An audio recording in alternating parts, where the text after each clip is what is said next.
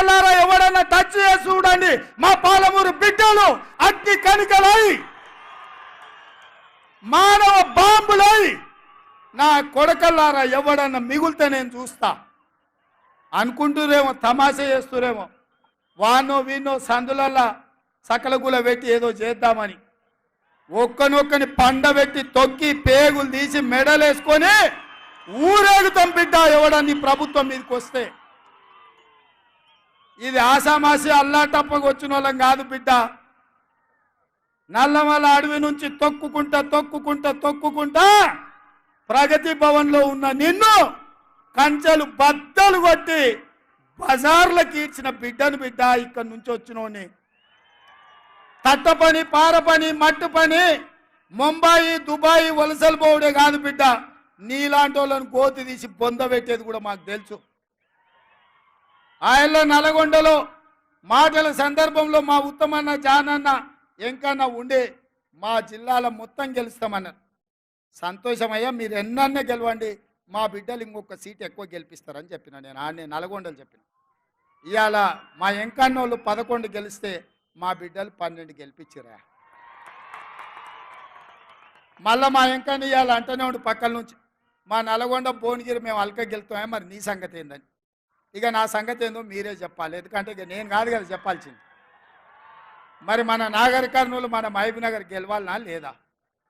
మరి గెలవాలంటే ఎవరు కష్టపడాల్సింది? మన 12 మందిని గెలిపించింది మీరే కదా. మరి రేపైనా ఈ 2 గెలిపించాల్సింది, తెలంగాణలో 14 గెలిపించడానికి ఆశీర్వదించాల్సింది మీరే కదా మిత్రులారా. ఇవాళ నేను ఒక్కటే మాట చెప్పదలుచుకు, 94 నుంచి 2004 వరకు తెలుగుదేశం పార్టీ అధికారంలో ఉంది. 2004 నుంచి 2014 వరకు డాక్టర్ వైఎస్ రాజశేఖర రెడ్డి గారి నేతృత్వంలో కాంగ్రెస్ అధికారంలో ఉంది. 2014 నుంచి 2024 వరకు చంద్రశేఖరరావు టీఆర్ఎస్ పార్టీ అధికారంలో ఉంది. ఇవాళ ఈ వేదిక మీద నుంచి చంద్రశేఖరరావు మందేసినవో మంది వేయలేదో నాకు తెలియదు, నువ్వు వండుకున్నావో పండుకోలేదో నాకు తెలియదు. వాళ్ళ ఇంట్లో నేను చెప్తున్నా, లేపూరి చంద్రశేఖరరావుని టీవీ చూపించు రేవంత్ రెడ్డి ఏం చెప్తున్నాడు.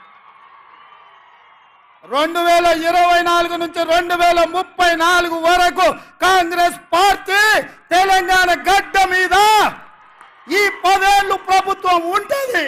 30 జెండా తెలంగాణ గడ్డ మీద ఎగరేస్తాం. ఇది మా కార్యకర్తల మీద ఆనా. పాలమూరు బిడ్డగా నేను మాటిస్తున్నా. 10 ఏళ్ళు తెలుగుదేశం, 10 ఏళ్ళు కాంగ్రెస్, 10 ఏళ్ళు బీఆర్ఎస్, మళ్ళా 10 ఏళ్ళు పాలమూరు బిడ్డగా చెప్తున్న కాంగ్రెస్ ప్రభుత్వం. ఇందిరమ్మ రాజ్యం ఉంటుంది.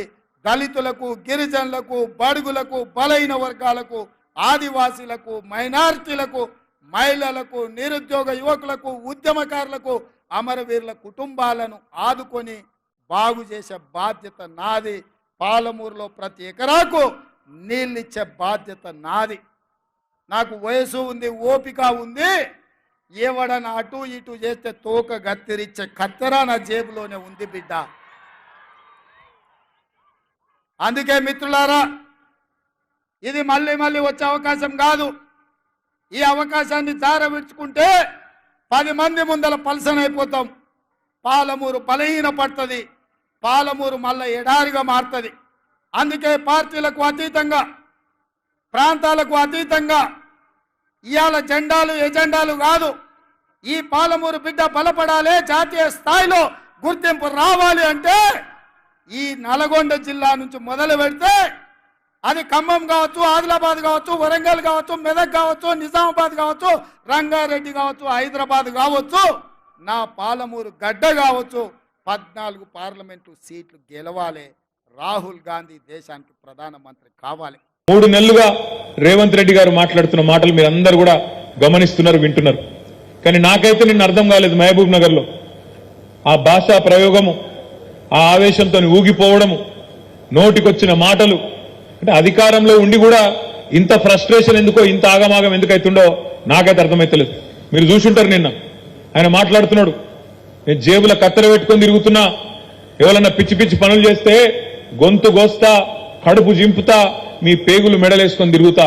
ఇది ఒక ముఖ్యమంత్రి గారు మాట్లాడిన మాటలు నిన్న. మా ప్రభుత్వాన్ని ఏమైనా చేస్తే మానవ బాంబులు అవుతామని మాట్లాడుతున్నాడు. చాలా విచిత్రంగా అనిపిస్తున్నది నాకు తెలియక అడుగుతా, జేబుల కత్తెరలు పెట్టుకుని ఎవడు తిరుగుతాడే? జేబు దొంగలు తిరుగుతారు. జేబుల కత్తెరలు పెట్టుకుని తిరుగుతాడు ఎవడన్నా ముఖ్యమంత్రి, ఎవడన్నా రాజకీయ నాయకుడు జేబుల కత్తెర పెట్టుకుని తిరుగుతున్నా అని చెప్తాడు. ఇక గసంటోడు మన ముఖ్యమంత్రి, మన కర్మ.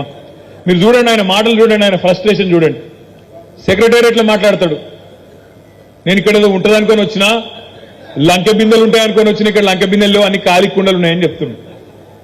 లంకె బిందెల కోసం గడ్డపారలు పట్టుకొని, తటపారలు పట్టుకొని, నెత్తి మీద దుప్పటి కప్పుకొని అర్ధరాత్రి ఎవరు తిరుగుతారు? మరి ఈయన గతంలో ఏం చేస్తున్నారో నాకైతే తెలియదు, కానీ ఈ లంకె బిందెల కథ ఏంది, జేబుల కత్తెరల కథ ఏంది, అసలు ముఖ్యమంత్రి స్థాయిలో మాట్లాడే మాటలేనా? ఆ ఫ్రస్ట్రేషన్ ఏంది, ఆ ఊగిపోవుడేంది ఆవేశంతో? ఇంకా దిక్కుమాలిన పదం ఏంటంటే మానవ బాంబులు అవుతారట. రేవంత్ రెడ్డి గారికి నేను చేసే విజ్ఞప్తి ఒకటే, మానవ బాంబులు ఇవి అవి కాదు, నీ పక్కనే ఉన్నాయి కాంగ్రెస్ పార్టీల బాంబులు. ఎవరో కాదు నీ కూల్చేది, నీ పక్కనున్న బాంబులే. నల్గొండ బాంబు, ఖమ్మం బాంబు వాళ్ళే నీ గవర్నమెంట్ మీద వాళ్ళే చేస్తారు. చేసేదంతా మేమేం చేయం.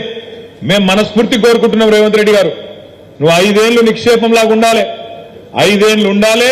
నువ్వు ఇచ్చిన 420 హామీలు అమలు చెయ్యాలనే డిమాండ్ చేస్తున్నాం, చెయ్యాలనే కోరుకుంటున్నాం. ఎందుకంటే ప్రజలకు తెలిసి రావాలి, ప్రజలకు కూడా తెలిసి రావాలి. ఖచ్చితంగా ఎవరు గుర్రమో ఎవరు గాడిదో ప్రజలకు కూడా తెలిసి రావాలి. ఎందుకంటే ప్రజలకు తెలుస్తుంది, వెలుగు చీకటి రెండు చూస్తేనే వెలుగు విలువ తెలుస్తుంది. కేసీఆర్ ను రేవంత్ రెడ్డి ఇద్దరిని చూసినాకనే ప్రజలకు కూడా మన నాయకుడి యొక్క గొప్పతనం ఏందో తెలుస్తుంది అనే మాట కూడా ఈ సందర్భంగా నేను విజ్ఞప్తి చేస్తా ఉన్నా. అందుకే రేవంత్ రెడ్డి గారు బీపీ పెంచుకొని ఆగమాగం కాకు, నీవు బీపీ గోలు వేసుకో, మంచిగా సల్లకు కూసో. నీకు మా వైపు నుంచి ఏం ప్రమాదం లేదు. నీకు ప్రమాదం అంటూ ఉన్నదంటే నీ పక్కన కూర్చున్న నీ కాంగ్రెస్లతో ఉన్నది తప్ప మా నుంచి నీకేం బాధ లేదు. నువ్వు 5 ఏళ్లు కొనసాగు, నువ్వు అట్లే ఉండు. 420 హామీలు ఇచ్చినావు, 1 కాదు 2 కాదు, 420 హామీలు ఇచ్చినావు. ఆ 420 హామీలు నిలబెట్టుకోకపోతే ఎంబడబడతాం, ఎంటాడతాం, ఇడిచిపెట్టమనే మాట కూడా నేను విజ్ఞప్తి చేస్తా ఉన్నా.